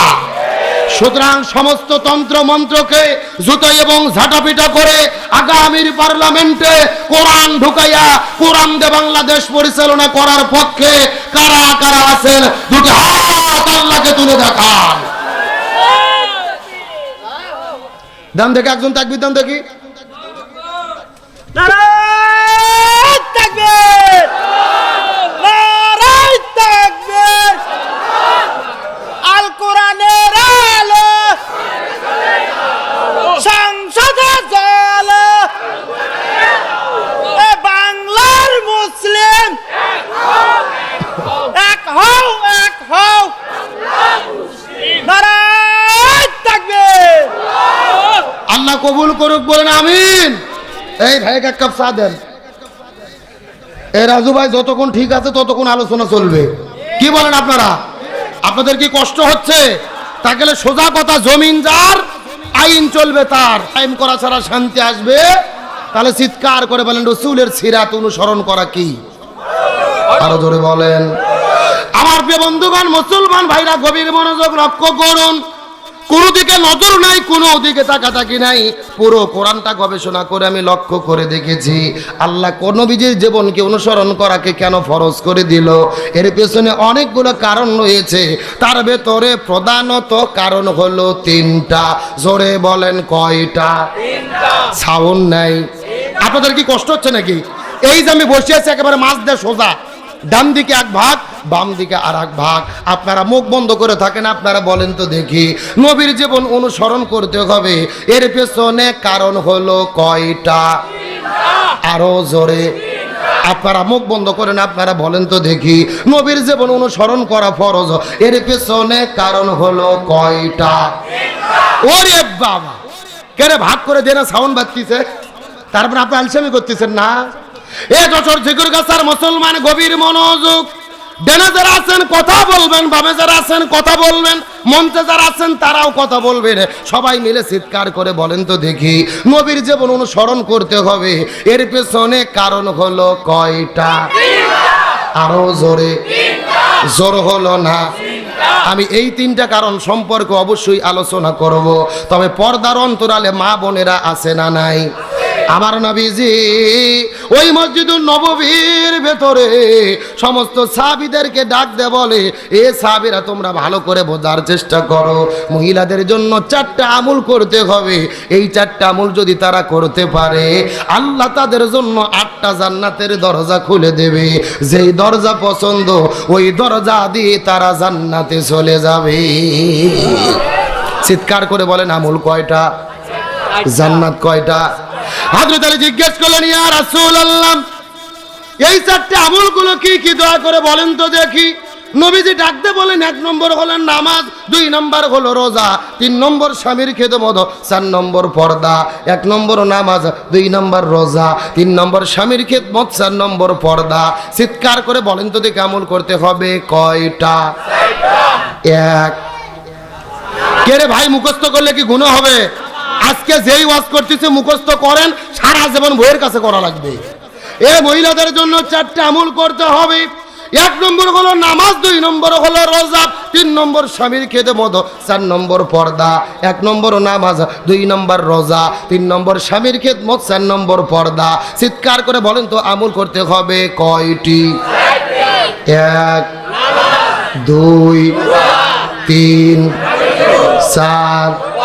এই আলোচনা ফাতেমা শোনার পরে নবীজির কাছে দৌড়ে চলে গেলেন। নবীজির কাছে যাবার পরে ডাক দে বলে, বাবা আপনি নাকি বলেছেন মহিলাদের জন্য 4টা আমল করতে হবে, এই 4টা আমল করলে আল্লাহ 8টা জান্নাতের দরজা খুলে দেবে। আপনার কাছে জিজ্ঞেস করি, এই 4টা আমলই জরুরি, তবে আপনার কাছে জিজ্ঞেস করি বাবা বলেন, এই 4টা আমলের ভেতরে সবচাইতে দামি আমল কোনটি? ফাতেমা কি প্রশ্ন করছে আপনারা কি বুঝতে পারছেন? আমুল চারটাই দরকার, তবে চারটার ভেতরে সবচাইতে দামি আমুল জানার দরকার আছে না নাই? আপনাদের দরকার না থাকলেও মহিলাদের দরকার। হ্যাঁ, এখন মা বোনদের কখন আটকায় রাখলাম, ওরা থাক। এখন বলেন, নবীর জীবন অনুসরণ করা ফরজ কয়টা কারণে? খারাই ভুলে গেছেন কয়টা? আমার বন্ধুগণ, মুসলমান ভাইরা, গভীর মনোযোগ। বাপদাদার কোনো কিচ্ছা কাহিনী বলার জন্য আপনাদের মধ্যে আসি নাই। শর্টকাটে ছোট্ট করে একটা মেসেজ দেওয়ার পরে বিদায় নিয়ে চলে যাওয়ার চেষ্টা করব। আল্লাহ নবীর জীবন অনুসরণ করাকে তিনটা কারণে ফরজ করে দিলেন। তার মধ্যে প্রথম নাম্বার কারণটা কি? আমার আল্লাহ তাআলা কত চমৎকার করে বলেন, আল্লাহ রাব্বুল আলামিনের ঘোষণা, লাকাদ কানা লাকুম ফি রাসূলিল্লাহি উসওয়াতুন হাসানাহ। সূরা আযাব 21 নম্বর পারার 19 নম্বর পৃষ্ঠার 2 নম্বর লাইন 21 নম্বর আয়াতে কারিমা। তাফসীর ইবনে কাসিরের মধ্য থেকে বলতেছি, আল্লামা ইবনে কাসির রাহমাতুল্লাহ আলাইহি তার তাফসীরের মধ্যে বর্ণনা করে বলেন, আল্লাহ বলে, এই পৃথিবীর মানুষেরা আমি নবীর জীবনের ভেতরে শ্রেষ্ঠ আদর্শ দান করেছি। নবী ব্যতীত অন্য কারো আদর্শ গ্রহণ করা যাবে। ইমাম বুখারী রাহমাতুল্লাহ আলাইহি বুখারী শরীফ লেখার আগে একটা কিতাব লিখেছিলেন, যেই কিতাবের নাম হলো আল আদাবুল মুফরাদ। ওই কিতাবের মধ্যে তিনি বর্ণনা করে বলেন, হাসরের ময়দানে আল্লাহ 6 প্রকার মানুষদেরকে বিনে হিসেবে জাহান্নামের মধ্যে দেবে। তার মধ্যে প্রথম নম্বর প্রকার হলো তারা যারা নবীকে বাদ দিয়ে অন্য কারো আদর্শ গ্রহণ করেছে। এখন আপনাদের জিজ্ঞাসা করি, হে যশোরের মুসলমান, নবীকে বাদ দিয়ে অন্য কারো আদর্শ গ্রহণ করলে যেতে হবে কোথায়? তার মানে বোঝা গেল নবী ছাড়া অন্য কারো আদর্শ গ্রহণ করা যাবে। কিন্তু আপনাদের জিজ্ঞাসা করি, বলেন তো, এই যশোর জেলার ঝেকরগাছার ভেতরে নবীকে বাদ দিয়ে অন্য কারো আদর্শ গ্রহণ করেছে এই রকম লোক আমাদের থানার মধ্যে আছে না নাই? কেউ বা বাবার আদর্শ গ্রহণ করেছে, বাবাকে চেনা যায়। এ বঙ্গবন্ধু চেনেন না? কেউ বা বাবার আদর্শ গ্রহণ করেছে, কেউ বা স্বামীর আদর্শ গ্রহণ করেছে, কেউ বা এরশাদ চাচার আদর্শ গ্রহণ করেছে, কেউ বা কার্ল মার্কস লেনিনের আদর্শ গ্রহণ করেছে। তার মানে বোঝা গেল নবীকে বাদ দিয়ে যদি কেউ অন্য কারো আদর্শ গ্রহণ করে বিনে হিসেবে যেতে হবে কোথায়? তার মানে বোঝা গেল নবীর আদর্শ ধরা ছাড়া কোনো উপায়, নবীর জীবন অনুসরণ করা লাগবে। 2 নম্বর কারণটা কি? এই সম্পর্কে আমার আল্লাহ তাআলা পবিত্র কোরআনুল কারীমের মধ্যে কত চমৎকার করে বলেন, ওয়া ইন্নাকা লাআলা খুলুকিন আযীম। সূরা কলম 29 নম্বর পারা 3 নম্বর পৃষ্ঠার 12 নম্বর লাইন 4 নম্বর আয়াতে কারিমা। তাফসীর ইবনে কাসিরের মধ্য থেকে বলতিস, আল্লাহ রাব্বুল আলামিন বলে, হে পৃথিবীর মানুষেরা, হযরত ঈসা আলাইহিস সালাম থেকে শুরু করে আদম আলাইহিস সালাম থেকে শুরু করে ঈসা রুহুল্লাহ পর্যন্ত যত নবী রাসূল পৃথিবীর মধ্যে এসেছে, আমি কারো চরিত্রের সার্টিফিকেট দেই নাই, কিন্তু নবীর ক্ষেত্রে বলে দিলাম, ওয়া ইন্নাকা লাআলা খুলুকিন আযীম। আমি নবীর জীবনের মধ্যে শ্রেষ্ঠ চরিত্র দান করেছি। কিছু সাহাবীর আম্মাজান মায়েশা সিদ্দিকার কাছে যাওয়ার পরে জিজ্ঞেস করে বলে, আম্মাজান মায়েশা সিদ্দিকা, আপনি একটু দয়া করে বলেন তো দেখি নবীজির চরিত্রটা কেমন ছিল। আম্মাজান ডাক দেয় বলে, এ পৃথিবীর মানুষেরা, তোমরা কি কোরআন পড়ো নাই? সাহাবীরা বলে, হ্যাঁ আমরা কোরআন পড়েছি। এমন সময় আম্মাজান মায়েশা সিদ্দিকা বলে, রে পবিত্র কোরআন ছিল যেমন, আমার নবীজির চরিত্রটা ছিল তেমন। একেবারে পবিত্র কোরআন ছিল যা, আমার নবীজির প্র্যাকটিক্যাল লাইফ ছিল তা। জোরে বলেন সুবহানাল্লাহ। আমার বন্ধুগণ, মুসলমান ভাইরা, গভীর মনোযোগ লক্ষ্য করুন। আমার নবীজির জীবন অনুসরণ করা আল্লাহ তাআলা ফরজ করে দিলেন। তার মধ্যে 3 নম্বর কারণটা কি? এই সম্পর্কে আমার আল্লাহ তাআলা কোরআনুল কারীমের মধ্যে বলেন, ওয়া মা আরসালনাকা ইল্লা রাহমাতান লিল আলামিন। সূরা আম্বিয়া 17 নম্বর পারার 13 নম্বর পৃষ্ঠার 6 নম্বর লাইন 107 নম্বর আয়াতে কারিমা। তাফসিরে ফি জিলালিল কোরআন আল্লামা সাইয়্যিদ কুতুব শহীদ রহমাতুল্লাহ আলাইহি তার কিতাবের মধ্যে বর্ণনা করে বলেন, এই যে আসমান বলো, জমিন বলো, গ্রহ বলো, নক্ষত্র বলো, জ্যোতিষ্ক মণ্ডলী বলো, আল্লাহ তাআলা বলেন আমি আল্লাহ তাআলা যতগুলো জগৎ সৃষ্টি করেছি প্রত্যেকটা জগতের ভেতরে আমি আমার নবীকে রহমত স্বরূপ প্রেরণ করেছি। এ যশোর জিকর গাছার মুসলমান গভীর মনোযোগ, আর আমি আপনাদেরকে কষ্ট দেব না। ছোট্ট করে দৃষ্টান্ত দেওয়ার পরে আপনাদের মধ্য থেকে বিদায় নিয়ে চলে যাওয়ার চেষ্টা করব। নবী কেমন রহমত ছিল এই বিষয়টা বোঝানোর পরে সামনের দিকে চলে যেতে চাই। আমার নবীজি যখন জন্মগ্রহণ করেন নাই, নবীজির বাবার নাম হলো আব্দুল্লাহ, মায়ের নাম হলো আমিনা। নবী যেদিন মায়ের গর্ভের মধ্যে আগমন করেছে, আমার মায়ের গর্ভের মধ্যে আগমন করার সাথে সাথে ওই আমিনা যেই রাস্তা দিয়ে হেঁটে যায় তার শরীরের মধ্য থেকে সুঘ্রাণ বের হয়ে পুরো মক্কা শহরের মধ্যে প্রবাহিত হওয়া শুরু করে দেয়। এই দৃশ্য দেখার পরে মক্কার মানুষের উপর আশ্চর্য হয়ে গেলেন। এই মক্কা সমাজের রীতি এবং নীতি হলো কোন মহিলার যদি স্বামী মারা যায় সে সুগন্ধি ব্যবহার করতে পারে না, অথচ আব্দুল্লাহ জমিন থেকে বিদায় নিয়েছে, তার মায়ের তার স্ত্রীর শরীরের মধ্যে কেমন করে সুগন্ধি ব্যবহার করে। ওই মক্কার মানুষেরা আস্তে করে নবীজির দাদা আবু তালেবের কাছে চলে গেলেন। আবু তালেবের কাছে যাওয়ার পরে জিজ্ঞেস করে বলে, সর্দার আপনি হলেন মক্কার সর্দার, এই শহরের হর্তা এবং কর্তা, আপনি নীতি করে দিয়েছেন যেই মানুষের স্বামী মারা যাবে ও আর কখনোই সুগন্ধি ব্যবহার করতে পারবে না, কিন্তু আপনার পুত্রবধূ আমিনা তার শরীরের মধ্য থেকে এমন সুঘ্রাণ ব্যবহার হয়, এমন সুঘ্রাণ জমিনে ছড়িয়ে পড়ে রে, আমি পুরো মক্কা মদিনার ভেতরে এমন সুঘ্রাণ কোন দোকানের মধ্যে খুঁজে পাই না। জোরে বলেন না সুবহান। আমার বন্ধুগণ মুসলমান ভাইরা গভীর মনোযোগ, আব্দুল মুত্তালিব তার স্ত্রীকে সঙ্গে করে নেওয়ার পরে আস্তে করে আমিনার কাছে চলে গেলেন। আমিনা এমন কাজ তুমি কেন করলে রে মা? আমাদের নাক কাটা গেল, আমাদের তো কান কাটা গেল, আমরাই সমাজের হর্তা কর্তা, অথচ তুমি কেন শরীরের মধ্যে সুগন্ধি ব্যবহার করো জানতে চাই। আমিনা ডাক দিয়ে বল, বাবা মিথ্যা কথা বলবো না, কসম করে বলি যেই রাতের বেলা আমার গর্ভের মধ্যে একটা সন্তানের অস্তিত্ব লাভ হয়ে গেছে, এই গর্ভের মধ্যে সন্তান আসার পরে লক্ষ্য করে দেখি ওই ঘরের দরজা জানালাগুলো আমাকে সালাম দেওয়া শুরু করে দিয়েছে, ওই ঘরের দুলাপালি গুলো আমাকে সালাম দেওয়া শুরু করে দিয়েছে, আশেপাশের গাছপালাগুলো আমাকে সালাম দেওয়া শুরু করে দিয়েছে। এই জায়গার মধ্যে শেষ নয় বাবা, আমার গর্ভের মধ্যে সন্তান যখন আগমন করেছে লক্ষ্য করে দেখি আসমানের মধ্য থেকে 12 জন ফেরেশতা আমার ঘরের মধ্যে আগমন করেছে। এই 12 জন ফেরেশতা আসার পরে আমাকে হালান সাহালান বলে দোয়া করে। এই জায়গার মধ্যে শেষ নয় বাবা, জান্নাতের মধ্য থেকে 3 জন মহিয়সী নারী আমার ঘরের মধ্যে আগমন করেছে। 1 নম্বর হলো ইমরাতু ফিরাউন, ফিরাউনের স্ত্রী আসিয়া। 2 নম্বর উম্মে ঈসা, ঈসা আলাইহিস সালামের মা মারিয়াম আলাইহিস সালাম। আর 3 নম্বর উক্তে মুসা, মুসা আলাইহিস সালামের বোন কুলসুম আলাইহিস সালাম।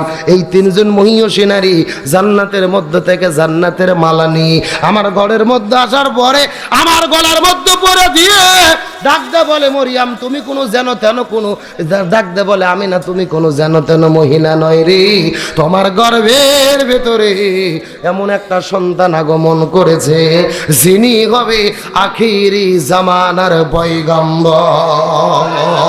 জোরে বলেন না সুবহান। এ যশোর ঝেকর গাছার মুসলমান গভীর মনোযোগ, আমার নবী কেমন রহমত ছিল আমি আপনাদের কি দিয়ে বুঝাই। আমিনা ডাকতে বলে, বাবা এই জায়গার মধ্যে শেষ নয়, যখন আমার গর্ভের মধ্যে সন্তানের আগমন ঘটলো পরের দিনে সকালবেলা আমি আমার কাকের মধ্যে কলস নিয়ে ওই কূপের মধ্য থেকে যখন পানি উত্তোলন করার জন্য চলে গেছি, লক্ষ্য করে দেখি ওই কূপের মধ্য থেকে পানিগুলো টকবক টকবক টকবক করে বের হই। ওই কূপের মুখের কাছে আসার পরে কূপের জবান খুলে গেছে, আমাকে ডাকতে বলে আমি না, তোমার গর্ভের মধ্যে এমন সন্তান দুনিয়ার মধ্যে আগমন করবি, তোমার গর্ভের মধ্যে এমন সন্তান আগমন করতেছে রে, তোমার কষ্ট করে কূপের কাছে আসার কোনো দরকার নাই, তুমি আমি না যদি হুকুম করো আমরা কূপের পানি তোমার ঘরের দরজায় যেতে চাই। আমি না ডাকতে বলে বাবা, এই দৃশ্য দেখার পরে মক্কার যত মা বোনেরা কূপের মধ্য থেকে পানি সংগ্রহ করে তারা লক্ষ্য করে দেখে আমি যতক্ষণ কূপের কাছে দাঁড়িয়ে থাকি ততক্ষণ কূপের পানিগুলো ওপরে থাকে, আমি যখন কূপের কাছ থেকে চলে যাই কূপের পানিগুলোও নিচে চলে যায়। এই জন্য মক্কার মহিলারা আমার কাছে অনুরোধ করে বলে আমি না রে, তুমি দয়া করে কূপের কাছে কিছুক্ষণ দাঁড়িয়ে থাকো আর আমরা কূপের মধ্য থেকে পানি সংগ্রহ করি।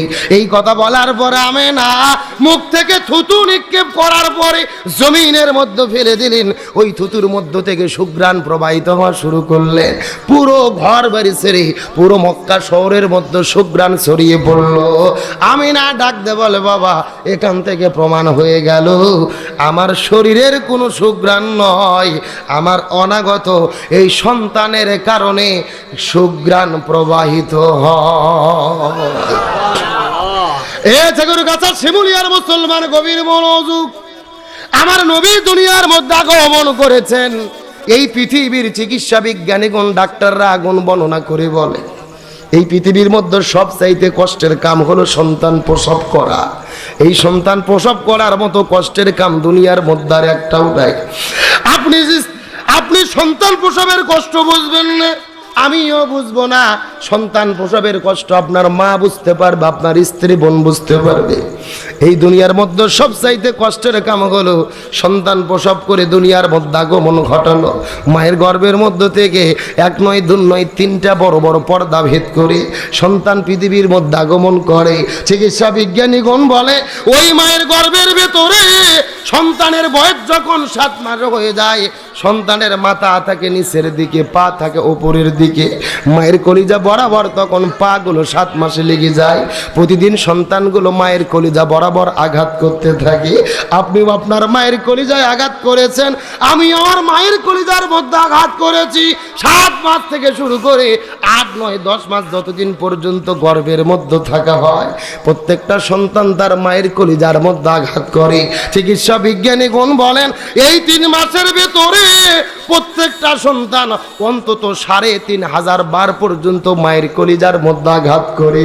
কিন্তু দুনিয়ার কোনো মানুষ যদি কোনো মানুষের কলিজার মধ্যে আঘাত করে, ওই সন্তানটা বেঁচে থাকার কথা নয়। কিন্তু ডাক্তাররা বলে আমাদের পরীক্ষাগুলো ফেল হয়ে যায়, আমাদের গবেষণাগুলো ফেল হয়ে যায়।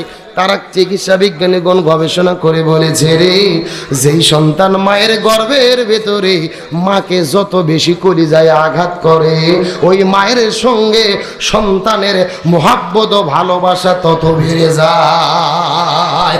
আল্লাহু আকবার বলেন। এ যশোর জিকির গাছার মুসলমান গভীর মনোযোগ, এমনকি সন্তান তখন দুনিয়ার মধ্যে আগমন করে, আমাদের মাথাগুলো থাকে নিচের দিকে, পা গুলো থাকে উপরের দিকে, মায়ের কলিজা বরাবর।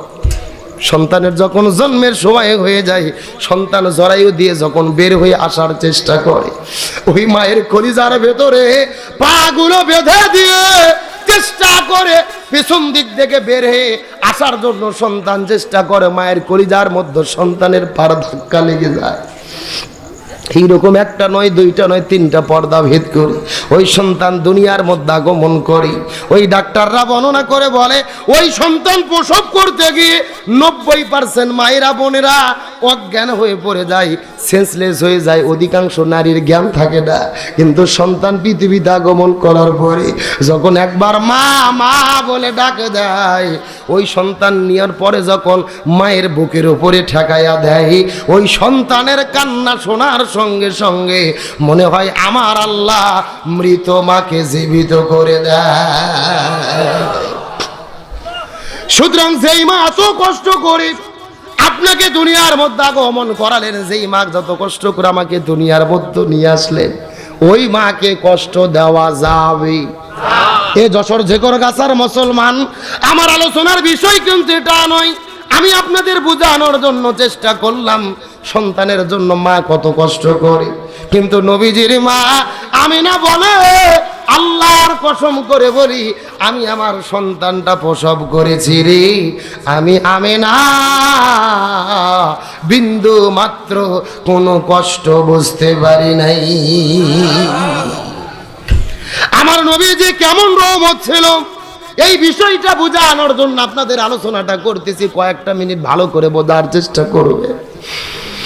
ওই সন্তান দুনিয়ার মধ্যে আগমন করে, প্রত্যেকটা সন্তানের সঙ্গে মায়ের নারের সম্পর্ক থাকে, কিন্তু আমার নবীজি এই দুনিয়ার মধ্যে আগমন করেছে মায়ের নারের সঙ্গে সন্তানের নারের কোনো সম্পর্ক ছিল না, সম্পর্কটা ছিন্ন করা অবস্থায় ছিল। এই দুনিয়ার মধ্যে যখন আমরা আগমন করেছি, আমাদের বয়স যখন 8-10 বছর হয়ে গেছে, প্রত্যেকের বাবা মা সুন্নাতি খাতনা করে নিয়েছে, কিন্তু আমার নবীজি এই দুনিয়ার ভেতরে সুন্নাতি খাতনা করার কোনো প্রয়োজন হয় নাই। মায়ের গর্ভের মধ্য থেকে আল্লাহ আমার নবীজিকে সুন্নাতি খাতনা অবস্থায় দুনিয়াতে প্রেরণ করেছে। আমার নবীজির লজ্জাস্থান দুনিয়ার মধ্যে কোনো মানুষে দেখবি, কোনো মানুষে নবীজির লজ্জাস্থান স্পর্শ করবে, এটা আমার আল্লাহ তাআলা সহ্য করে নাই। আমার নবীকে আল্লাহ তাআলা যখন দুনিয়ার মধ্যে আগমন করেছেন, এইটা দিনও ছিল না, রাতও ছিল না। আল্লাহ প্রথম সিদ্ধান্ত গ্রহণ করলেন, আমার নবীজিকে দিনের বেলা জমিনের মধ্যে প্রেরণ করবেন। রাত আল্লাহর কাছে ফরিয়াদ করে বলে, আল্লাহ আমরা কি অপরাধ করলাম, আপনি নবীজিকে কেন দিনের বেলা প্রেরণ করবেন? আল্লাহ আবার সিদ্ধান্ত নিলেন, নবীজিকে রাতের বেলা জমিনের মধ্যে প্রেরণ করবেন। দিন আল্লাহর কাছে আরজি করে বলে, আল্লাহ আমরা কি অন্যায় করেছি, আমরা কি অপরাধ করেছি, আপনি নবীজিকে কেন রাতের বেলা প্রেরণ করবেন? রাত আর দিনের যখন ঝগড়া শুরু হয়ে গেল, আল্লাহ সিদ্ধান্ত গ্রহণ করলেন, আল্লাহ নবীজিকে দিনেও প্রেরণ করবেন না, আল্লাহ নবীজিকে রাতেও প্রেরণ করবেন না। আল্লাহ দিন এবং রাতের মধ্যবর্তী সময় ওই সুবহে সাদিকে আল্লাহ নবীজিকে জমিনে প্রেরণ করেছে। কিন্তু আমার নবীজি সুবহে সাদিকের সময় এই জমিনের মধ্যে যখন আগমন করবেন, নবীজির ঘরের দরজা জানালাটা তখন বন্ধ ছিল। কিন্তু আমিনা ডাক দিয়ে বলেন, আমার সন্তান যখন দুনিয়ার মধ্যে আগমন করেছে রে, নবী আগমন করার সাথে সাথে পুরো অন্ধকার ঘর আলোয় পরিণত হয়ে যায়। এই আলোটা সিরিয়া দামেস্ক পর্যন্ত ছড়িয়ে পড়ে। আমি মক্কার মধ্য থেকে সিরিয়া দামেস্কে, রোমের মধ্য থেকে যেন বড় বড় বিল্ডিং গুলো দেখতে পাচ্ছিলাম ভালোভাবে। নবীজির চাচার নাম হলেন আবু তালিব। নবীকে সকালবেলা কোলের মধ্যে সঙ্গে করে নি, ঘর থেকে বের হওয়ার পরে যখন ঘর থেকে বাহির হয়েছে, ওই সূর্যের আলোটা নবীর শরীরের মধ্যে যখন লাগানোর জন্য নিয়ে গেছে, তার কারণ ডাক্তাররা বলে সকালবেলা রোজ যদি সন্তানের গায়ে লাগানো হয় ভিটামিন ডির শূন্যতা পূর্ণ হয়। কিন্তু আবু তালিব বলেন, আমি আমার ভাতিজাকে সঙ্গে করে নিয়ে সকালবেলা যখন রোদটা দেওয়ার জন্য ঘর থেকে বের হয়েছি, আমি লক্ষ্য করে দেখতে পারি ওই সূর্যের আলোটা ভাতিজার গায়ের মধ্যে লাগতে দিতে পারি না। কোথায় থেকে কোন একটা মেঘমালা এসে আমার ভাতিজার ওপরে ছায়া দেওয়া শুরু করলো। আমি যেই দিকে আমার ভাতিজা মোহাম্মদকে নিয়ে যাই, ওই দিকেই মেঘমালাটা ছায়া দিতে দিতে দৌড়ানো শুরু করে। আবু তালিব ডাকতে বলে, ভাতিজা এমন একদিন আশ্চর্যজনক ঘটনা ঘটে গেল, গভীর রজনীতে তুমি কান্না শুরু করেছো, দীর্ঘক্ষণ ধরে চেষ্টা করে তোমার কান্না তো থামানো যায়। আমি রাতের বেলা কোলের মধ্যে নিয়ে ঘর থেকে বের হয়ে জ্যোৎস্নার আলোটা দেখানোর জন্য যখন ঘর থেকে নিয়ে তোমাকে বের হয়েছিলাম রে ভাতিজা, আশ্চর্যজনক ঘটনা ঘটে গেল। আমি লক্ষ্য করে দেখি আকাশের মধ্য থেকে ওই চারটা যখন আস্তে করে করে করে করে করে করে করে করে তোমার কাছে আসা শুরু করলে, চারটা আস্তে আস্তে আস্তে আস্তে তোমার বরাবর যখন চলে এলো, আমার মনে বড় ভয় হচ্ছিল যেন চারটা তোমার গায়ের উপরে পড়ে যাবে। এই দৃশ্য দেখার পরে লক্ষ্য করে দেখলাম ওই চারটা হাসতে হাসতে আস্তে তোমার কাছে চলে আসলো, আর তুমি যেন কি যেন বললে, তোমারও বন্ধ হলো, চাঁদটাও হাসাহাসি শুরু করে দিল। সেই দিন চাঁদ তোমাকে কি বলেছিল জানি না। নবীজি ডাক দেয়া বলে, চাচা ওই দিন চাঁদ আমাকে কি বলেছিল আপনি কি জানতে চান? আবু তালিব বলে, বাতিজা জানতে চাই, বলো তো দেখি। নবীজি ডাক দেয়া বলে, চাচা ওই দিন চাঁদ আমাকে বলেছিল, ইয়া রাসূলুল্লাহ আপনি মনের মধ্যে কষ্ট নেবেন না, আপনার বাবা বিদায় নিয়ে চলে গেছে, এই জন্য নিজেকে একা ভাববেন না, নিজেকে আপনি এতিম ভাববেন না। রাতের বেলা যদি আপনার প্রয়োজন হয়, আপনার খেলা করার যদি মনে চাই, কান্না করার কোনো দরকার নাই, আমি সাত আমাকে শুধু ইশারা করবেন, আমি সাত সারা রাত জেগে জেগে আপনার সঙ্গে প্রয়োজনে খেলা করতে চাই। ও আমার আরসালনাকা ইল্লা রাহমাতাল লিল আলামিন। ওই নবীজিকে রহমত স্বরূপ কে প্রেরণ করেছেন?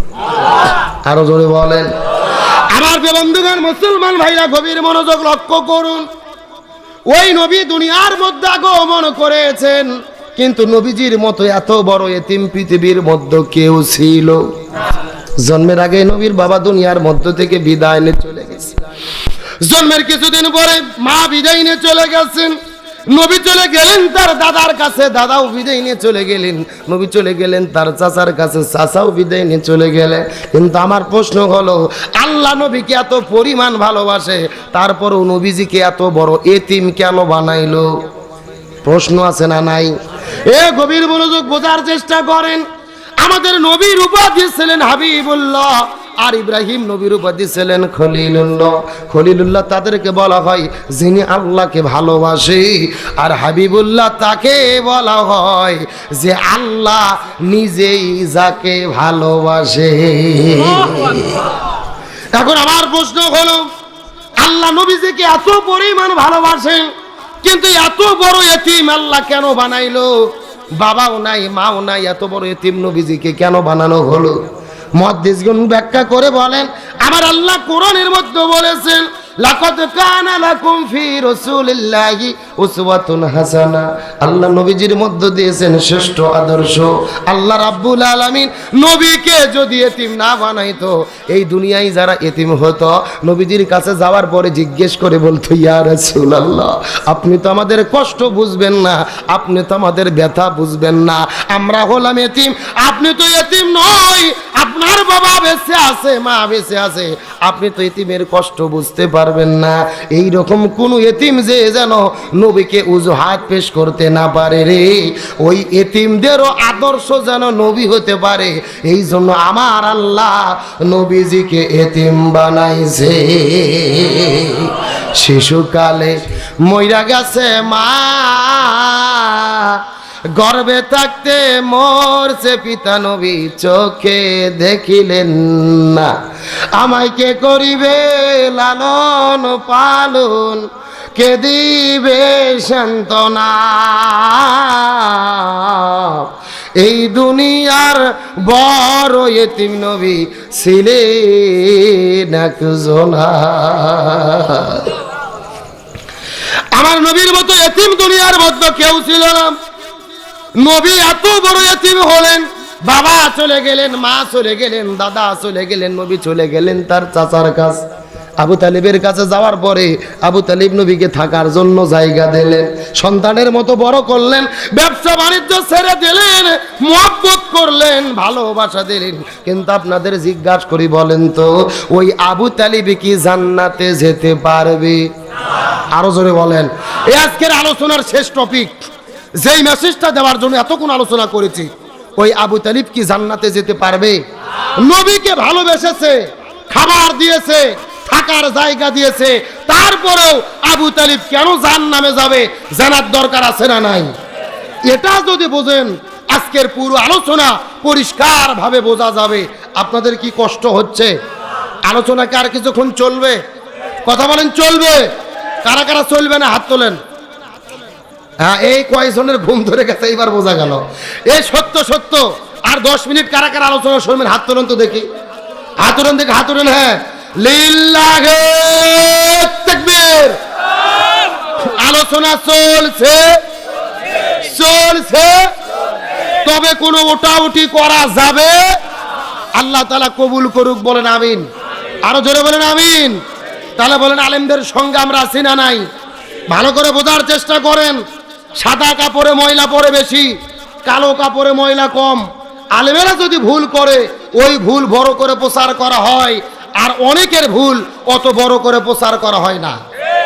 এই বাংলাদেশের একজন পরিচিত বক্তা, সেলিব্রিটি বক্তা, আমাদের প্রিয় ভাই আবু তোহা মোহাম্মদ আদনান, তার স্ত্রী লাইভে এসে তার বিরুদ্ধে পরকীয়ার অভিযোগ করলেন, যিনি বিমানবালা এয়ার হোস্টের সঙ্গে প্রেম প্রীতি করে, এবং তার অভিযোগ ধরে আজকে তাদের ভেতরে ডিভোর্স হয়েছে, তালাক হয়ে গেছে, বিচ্ছেদ হয়ে গেছে। অর্থাৎ আবু তো আদনান এবং তার দ্বিতীয় স্ত্রী সাবিকুন নাহারের সঙ্গে বিবাহ বিচ্ছেদ হয়ে গেছে, একেবারে খুলাসা হয়ে গেছে। মিডিয়াতে দেখলাম অনেকে প্রচার করতেছে যে 8 ভরি স্বর্ণের বিনিময়ে তালাক হয়ে গেলেন, বিবাহ বিচ্ছেদ হয়ে গেলেন। 8 ভরি স্বর্ণের দাম কত খবর জানেন? 16 লক্ষ টাকা। এর আগেও 2 স্বামী ছাড়ছে, এটাও ছাড়লো। এভাবে বছর 5 চললে তো কোটিপতি হয়ে যাবে। কথা বল না গা, 16 ভরি স্বর্ণ বুঝে নিছে। আগের স্বামী বলতিছে আমার এখানে 7 বছর সংসার করতে 2টা মেয়ে, সেই সংসার শেষ, আর একটা শেষ। স্বামী একটা ধরে আর একটা ছাড়ে, এটা কি কোনো ভালো স্ত্রীর লক্ষণ হতে পারে? সে আবার নিজেকে পরিচয় দিচ্ছে আমি আলেমা। ভালো করে বোঝেন, আল্লাহর কোরআন বলেছে শয়তানের ষড়যন্ত্র হলো দুর্বল, কিন্তু মহিলার ষড়যন্ত্র হলো ভয়ঙ্কর। সরাসরি কোরআনের বক্তব্য, সূরা নিসার 76 নম্বর আয়াতে আল্লাহ বলেন ইন্নাশ শাইতানি কানা দাঈফা, নিশ্চয় শয়তানের ষড়যন্ত্র হলো দুর্বল। আর সূরা ইউসুফের 28 নম্বর আয়াতে আল্লাহ বলেন ইন্না কাইদা কুন্না আযীম, মহিলারা যেই ষড়যন্ত্র করে এই ষড়যন্ত্র যেন তেন ষড়যন্ত্র নয়, এই ষড়যন্ত্র হলো ভয়ঙ্কর ষড়যন্ত্র। শয়তানের ষড়যন্ত্রতে যদি পড়েন বাঁচার বুদ্ধি আছে, কিন্তু মহিলা যদি আপনার বিরুদ্ধে ষড়যন্ত্র করে ইউসুফ নবীর মতো অপবাদ ছাপাওয়া ছাড়া কোনো উপায় নাই। আজকে আপনি স্ত্রী হয়ে স্বামীর বিরুদ্ধে অভিযোগ করলেন সে পরকীয়া প্রেম করেছে, অথচ 2 ঘন্টা লাইভ করে কান্নাকাটি করলেন, পরকীয়া প্রেমের কোনো প্রমাণ দিতে পারলো? শুধু কান্না করে বললো স্বামী আমাকে ধরে পিটাই মারে, ঝগড়া হয়। আচ্ছা বলেন তো, স্বামী স্ত্রী ঝগড়া হয় না, মারামারি হয় না, এমন কোনো বাপের বেটা হাত তুলে বলতে পারবে? কেন আমরা যে হুজুর, আমাদেরও তো হয়। কথা বল না, স্বামী স্ত্রী সম্পর্কই হলো টক ঝাল মিষ্টি, সুখ দুঃখ কষ্ট সবই থাকবে। আরে ভাই, আমরা তো দূরের কথা, আমাদের নবী মুহাম্মদ রাসূলুল্লাহ সাল্লাল্লাহু আলাইহি ওয়াসাল্লাম, তার সাথে তার স্ত্রী আম্মা জান মায়েশা সিদ্দিকার, তারও মনোমালিন্য হতো, হযরত ওমর ফারুক যে মীমাংসা করে দিত। সুবহানাল্লাহ বলেন। তার মানে স্বামী স্ত্রীর মধ্যে ঝগড়া বিবাদ একটু মনোমালিন্য হতেই পারে। আপনি সেটা মিডিয়াতে যে প্রচার করে দিলেন, তার মানে আপনার উদ্দেশ্যই ছিল এই সম্পর্কে ছিন্ন করে আর এক জায়গায় যাওয়া। আল্লাহর কোরআন বলেছেন হুন্না লিবাসুল লাকুম আনতুম লিবাসুল লাহুন্না, স্বামী স্ত্রী উভয়ের পোশাক স্বরূপ। পোশাক মানে শুধু শাড়ি কাপড় নয়, পোশাকের ব্যাখ্যা হলো স্ত্রী স্বামীর ঘটনা জানে, স্বামী স্ত্রীর ঘটনা জানে, স্বামী স্ত্রীরটা গোপন রাখবে, স্ত্রী স্বামীর গোপন বিষয় গোপন রাখবে। এটাই হলো এই আয়াতের দাবি। আপনি কি ভাবছেন মিডিয়াতে প্রচার করে দেশের লোক এসে স্বামী স্ত্রীর গন্ডগোল মিটাতে পারবে? স্বামী স্ত্রী নিজেরা যদি স্বামী এবং স্ত্রী বানায় সেজন মিস্ত্রি, এ বড় কঠিন কারিগর, নিজেরা যতক্ষণ ঠিক না হবে বিচারপতি এসেও কোনো কাজ হবে না। এই জন্য ঝগড়া বিবাদ যাই হোক এটা নিজেরা গোপন রাখেন। এখন প্রকাশ করে দিলেন, সংসারটা বিচ্ছেদ হয়ে গেল, এটা কি ভালো হলো? যদিও হালাল, হাদিস আছে 3টে হালাল কাজ, কিন্তু আল্লাহর কাছে অপছন্দ। কয়টা হালাল কাজ? হালাল করা যাবে কিন্তু আল্লাহর কাছে অপছন্দ। 1 নম্বর হলো স্বামী স্ত্রীর ভিতরে বিচ্ছেদ, তালাক হওয়া। আর 2 নম্বর হলো ভিক্ষা করে খাওয়া, যদিও হালাল, আল্লাহর কাছে অপছন্দ। আর 3 নম্বর হলো ঋণ করা, মানুষের কাছ থেকে ঋণ নিয়ে পরিশোধ না করা। এগুলো কাজ কার কাছে অপছন্দ? সুতরাং আসুন স্বামী স্ত্রীর সম্পর্কে গাঢ় করি, নিজেরা মীমাংসা করি, শান্তি কায়েম করি। আলেমদের ভুল বুঝবেন না, প্রমাণ ছাড়া কোন আলেমকে জেনাকারী বলার কোনো সুযোগ। শয়তানের প্ররোচনায় সবাই পড়ে।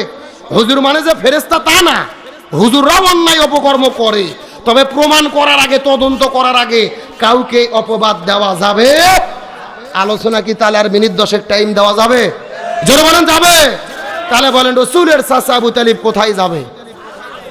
আরো জোরে বলেন। আমার প্রিয় বন্ধুগণ, মুসলমান ভাইরা গভীর মনোযোগ লক্ষ্য করুন। নবীজির চাচা আবু তালিব কেন জাহান্নামের মধ্যে যাবে, আলোচনাটা আপনাদের মধ্যে অবশ্যই করব। তবে এখন আবার চলে যেতে চাই মহিলাদের আলোচনার দিকে। চিৎকার করে বলেন তো, মহিলাদের কয়টা আমল করতে হবে? কিন্তু ফাতেমা জিজ্ঞেস করে বলে, বাবা আপনার কাছে জানতে চাই এই 4টা আমলের ভেতরে সবচাইতে দামি আমল কোনটা? মনে আছে না নাই? এ মুরবি মুরবি মুরবি, কি খবর বা? না না না, বেশি পেশাব করা কিন্তু লক্ষণ ভালো না, ডায়াবেটিস হবে। বাড়ির বউ থাকলে আরো বিপদ। শোনেন, জীবনে কতদিন সিনেমার হলে গেছেন? এশিয়া মহাদেশের সবচেয়ে বড় সিনেমা হল নাম কি? মনিহার। হলত সিনেমা দেখতে যে 3 ঘন্টা সিনেমা দেখেছে এমনও যুবক পেশাব লাগলে ওঠে না, সিপি মারে বসে থাকে। কথা কন না গা? তাহলে কোরআনের মহব্বতে 10টা মিনিট থাকা যাবে না? ওটা উঠির কোনো সুযোগ? আমার প্রিয় বন্ধুগণ, মুসলমান ভাইরা গভীর মনোযোগ লক্ষ্য করুন। ফাতেমা ডাকতে পারে, বাবা আপনার কাছে জানতে চাই এই 4টা আমলই জরুরি, কিন্তু 4টা আমলের ভেতরে সবচাইতে দামি আমল কোনটা? রসুল ডাকতে বলে, ফাতেমা রে তুমি খুব গুরুত্বপূর্ণ প্রশ্ন করেছো রে মা। এই 4টা আমলের মধ্যে সবচাইতে গুরুত্বপূর্ণ আমল কোনটা? যদি জানতে চাও মনোযোগ দিয়ে শুনে নাও। 1 নম্বর হলো নামাজ। নামাজ হলো ওয়াক্ত মতো ফরজ। ফজরের সময় ফজর, জোহরের সময় জোহর, আসরের সময় আসর, মাগরিবের সময় মাগরিব, এশার সময় এশা। নামাজ হলো ওয়াক্ত মতো ফরজ। রমজান মাস যখন আসবে তখন রমজান মাসে রোজা রাখা ফরজ। রমজান মাসের বাইরে রোজা রাখা ফরজ। নামাজ হলো ওয়াক্ত মতো ফরজ। রমজান মাস যখন আসবে তখন রমজান মাসে রোজা রাখা ফরজ। আর স্বামী যখন কাছে থাকবে তখন স্বামীর খেদমত করা ফরজ। স্বামী যখন কাছে থাকবে, জোরে বলেন কোথায় থাকবে? এ জোরে বলেন কোথায় থাকবে? স্বামী যখন কাছে থাকবে তখন স্বামীর খেদমত করা ফরজ। কিন্তু আপনাদের জিজ্ঞাসা করি, বলেন তো, স্বামী বিয়ে করার পরে ওই বউকে রেখে যদি মালয়েশিয়া সৌদি আরবে যায়, ওই বউ কি স্বামীকে খেদমত করতে পারবে? আরো জোরে বলেন পারবে? দেখবেন কত স্বামীগুলো সুন্দরী মেয়েদেরকে বিয়ে করার পরে ওই বউকে ঘরের মধ্যে রেখে বিদেশে চলে গেছে, 10 বছরে বাড়ির মধ্যে ফেরে না।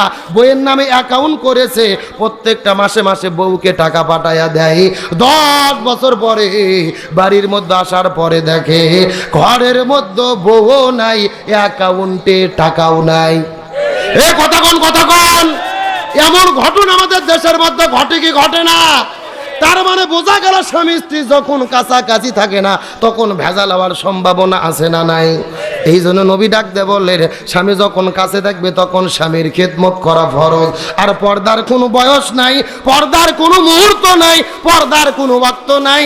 একটা মহিলা যুবতী হওয়ার পর থেকে প্রতিটি জায়গায়, প্রতিটি ক্ষণে, প্রতিটি মুহূর্ত পর্দা মেনে চলা ফরজ।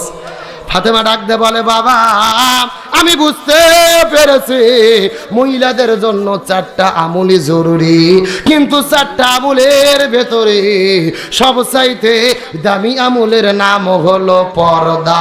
জোরে বলেন আমল কি? কে রে পর্দার মিছিল করতে কি ভয় লাগে? এমন সাউন্ড দেবেন মহিলা প্যান্ডেল যেন পার হয়ে যায়। এ সবচাইতে দামি আমলের নাম কি? আরো জোরে, জোরে হলো না? ওই পর্দা করার দরকার আছে না নাই? কিন্তু বাংলাদেশের মা বোনেরা কি পর্দা করে? এ জোরে বলেন পর্দা করে? আরে অধিকাংশ মহিলা পর্দা করে না তার স্বামীর কারণে। জোরে বলেন কার কারণে?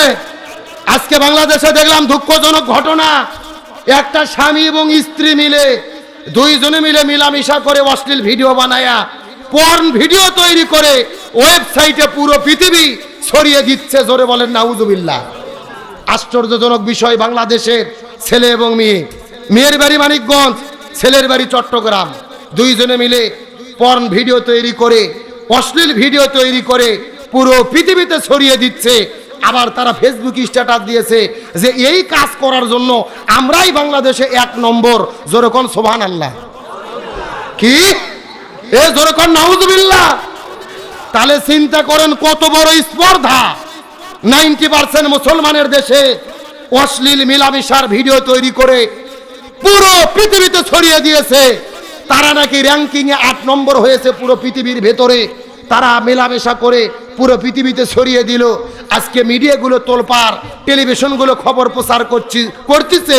যারা এই বিষয় জানতো না, ওদেরকে চিনতো না, তাদেরকেও চিনে দিচ্ছে। কতক্ষণ নাকা? কিন্তু আমরা বাংলাদেশ প্রশাসনকে বলি, খবর যেহেতু প্রচার হয়ে গেছে, এদের জেলেবন্দি করে 3 মাস পরে যদি ছেড়ে দেন, এর আরো খারাপ হবে। সুতরাং কোরআনের বিধান হলো, প্রকাশ্য দেবালোকে যারা জিনা করে ভিডিও করে মানুষের মধ্যে ছেড়ে দিয়ে হাজারো যুবক যুবতীর চরিত্র নষ্ট করেছে, এদের প্রকাশ্য দেবালোকে ঢাকা বাইতুল মোকাররম মসজিদের পাশে বুক পর্যন্ত পুঁতে রেখে পাথর মেরে হত্যা করতে হবে। এই কোরআনের বিচার যদি বাংলাদেশে থাকতো, কেউ জেনাবে বিচার করার সাহস পেত। কিন্তু কোরআনের বিচার কি আছে? এ ধরে বলেন আছে? আজকে ওদেরকে ধরেছে পতিতালয়ে, সেখান থেকে ধরে নিয়ে যায়, 1 মাস পরে জেল থেকে বের করে দেয়। ওরা যাই আরো 100 ডিগ্রি ফোর্সে চালায়। কথা বল না কা? তাহলে এদের যে 2 জন গ্রেফতার করলেন, শাস্তি কি? আল্লাহর কোরআন বলেছে, ওয়াজানিয়াতু ওয়াজানি ফাজলিদু কুল্লু ওয়াহিদিম মিনহুমা মিয়াতা জালদা। যদি কেউ জিনা ব্যভিচার করে, অশ্লীলতা ছড়িয়ে দেয়, এদেরকে বুক পর্যন্ত পুঁতে রেখে পাথর মেরে হত্যা করতে হবে। কার কথা? আল্লাহর কোরআন বলেছে। কোরআনের বিচার যেখানে থাকে না, শান্তি থাকে না। ওয়াসারিকু ওয়াসারিকাতু ফাক্তু